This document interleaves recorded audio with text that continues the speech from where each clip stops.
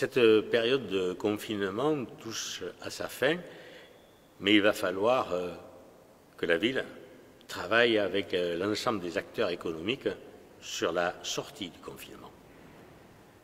Des mesures doivent être prises pour que l'ensemble des commerçants, des artisans, des entrepreneurs puissent accueillir les chalands et puissent travailler dans de bonnes conditions. Je demande à l'agglomération d'abonder au fonds de solidarité mis en place par l'État et la région. L'agglomération doit verser 6 500 000 € à ce fonds de solidarité. Cela ne représente que 50 € par habitant, et diriger cette aide à tous nos commerçants, nos artisans, nos auto-entrepreneurs et nos entreprises de moins de 10 salariés. Le tissu économique de la Narbonnaise a besoin de cette aide. L'agglomération a la possibilité de le réaliser.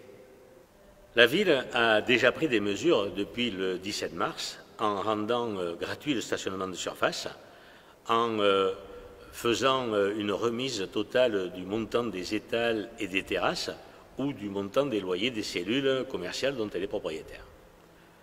À partir du 11 mai, le stationnement de surface se verra doté de 2 heures supplémentaires gratuites au choix de l'automobiliste, en complément des 2 heures déjà existantes entre midi et 14 heures.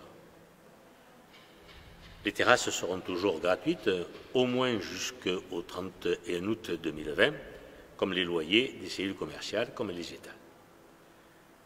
Pour sortir de la période de confinement, la ville, après une consultation large des associations ou des syndicats de commerçants, décidé de mettre à la disposition de ces différents métiers l'espace public. Chaque commerce, qui à partir du 11 mai va organiser la venue de ses clients, va pouvoir faire des files d'attente devant leurs portes en fonction du respect des autres commerces avoisinants, et le service de l'espace public va consulter les différents commerçants à cet effet. La ville propose à tous les métiers de bouche, pour pouvoir accueillir leurs clients, de doubler leurs terrasses en fonction de la configuration des lieux et des possibilités de respecter les commerces de part et d'autre. Ces mesures sont nécessaires pour permettre à l'ensemble des commerçants, des artisans et des auto-entrepreneurs de pouvoir accueillir leur clientèle. Il y a l'accueil de la clientèle pour tous ces commerces et ces artisans, mais il y a également l'accueil des touristes.